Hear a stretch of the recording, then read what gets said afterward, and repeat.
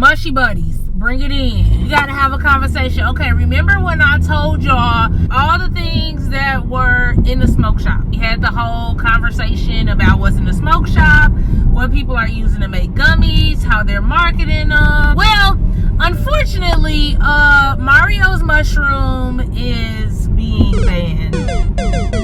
Yeah, and I feel like that has a lot to do with it, just because people are marketing mushroom products under the Amanita mascara umbrella, and Amanita mascaras are poisonous, like I've told y'all before. It's like, do I feel bad? No, I do not. To some extent, banning Amanita mascara, it makes sense. It's like when kids was eating Tide Pods, and now, you know, every place that sells Tide gotta lock them up or go through an extra measure to make sure that they are not accessible to kids who are eating Tide Pods for like TikTok videos and stuff, and like all the extra measures and layers that companies sometimes have to go through because of social media. And I just kind of feel like this is one of them situations as well, because why are we marketing Amanita mascaras? Y'all are trying to cover up what you're actually putting in these gummies and supplements and candies and whatever the fuck that got a mosh posh of a bunch of different substances, because y'all just being lazy about it. Do I agree with it? Absolutely, I agree with it, and I feel like it should have been banned. It should have been banned a long time ago. So,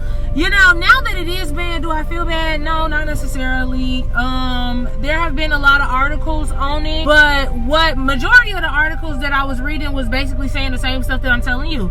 People was marketing it, putting products under the Amanita mascara umbrella, and just doing stuff that was not safe for the public and actually very dangerous. So sorry to Mario, but I mean, maybe he needs to switch to lion's mane or something like that, or, you know, something else. Sucks to suck. You got caught up with. Now all of these mushroom brands are probably gonna have to rebrand, redo all of their labeling, redo all of their packaging, because they no longer can promote, they no longer can sell under the umbrella of Amanita mascara. And this also brings me to another point, because even when we're talking about tinctures, right, it's like there is a little bit of hypocrisy. It's like, well, Keela, you sprinkle the word unregulated around when it comes to stuff that you don't really like, but when it comes to Sykes, you're not preaching that same unregulated spiel, because that's unregulated too.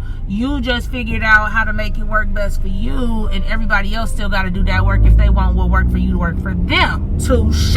Because I'm not gonna be a hypocrite about it. Sykes are unregulated, but tinctures are also unregulated, and those are legal. We still have a issue of quality, and I've been saying that for a very long time, even when it comes to Sykes, when it comes to groceries. And then on top of that, being able to see behind the scenes of where these large brand grocery stores are getting their mushrooms from as well, and the processes that go into all of this, like, it's very eye-opening. It's very, how do I say, interesting to just see all the moving parts, especially up close and personal from all the research and homework that I've done. It's like, when we talking about the risk, there's a risk with literally everything. There's nothing that you're going to do that doesn't have a risk involved in it. The question is, does the benefit outweigh the risk? So when we talking about what's unregulated and what's not, and certain things being banned, there is no benefit to Amanita mascara. Is there a benefit to Sykes? Absolutely.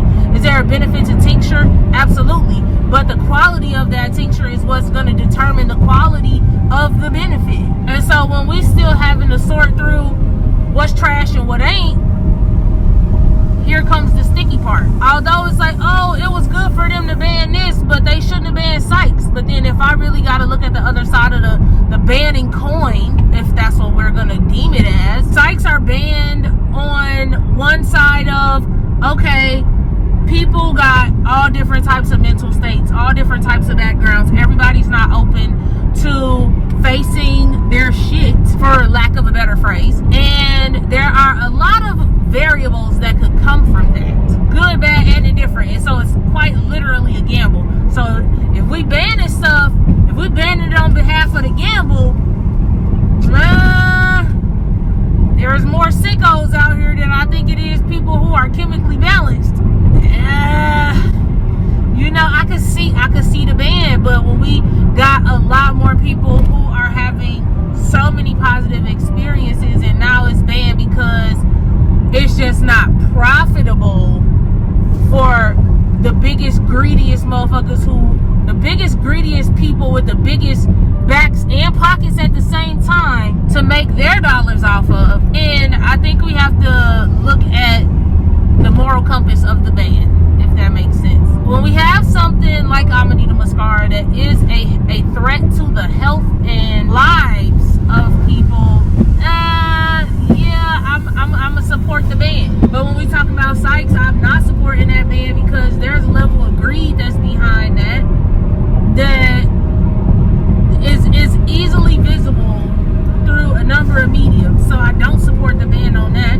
I do support having multiple layers of expertise to determine quality, if that makes sense. When you have multiple layers of finding what's quality, deeming something as quality, and all of that being broken down, I support the funding on making sure that happens. The people who banned, interrupt, and fuck up funding, y'all gotta go. 2 thumbs down, get them up out of here. 0 out of 10, do not recommend, because y'all holding up progress. Y'all want money, y'all want people to line your pockets, and you want a cut of the check, but you fumbling the bag, you interrupting the bag. What are you doing? Pick a side. If you're gonna be on the side of money, be on the side of money. You gotta spend money to make money. Spend the money on the research. Spend the money on finding things out. Spend the money on creating a standard for people to follow. Spend the money. And then the money that you will see back,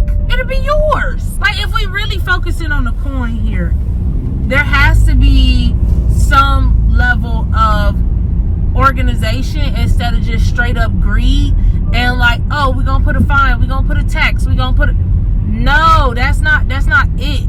You want a profit, make it so everybody can get it. Stop trying to create loopholes and all these dumb dance arounds. I'm over that too, full transparency. Over all the dancing around. And then more importantly, when we talking about the laws are full of shit. They're full of shit. They're full of shit, if you ask me. We operating off of laws that existed 100 million years ago with people who made up bullshit and was using the media when it was only in black and white, and people was still reading the newspaper as their main source of truth.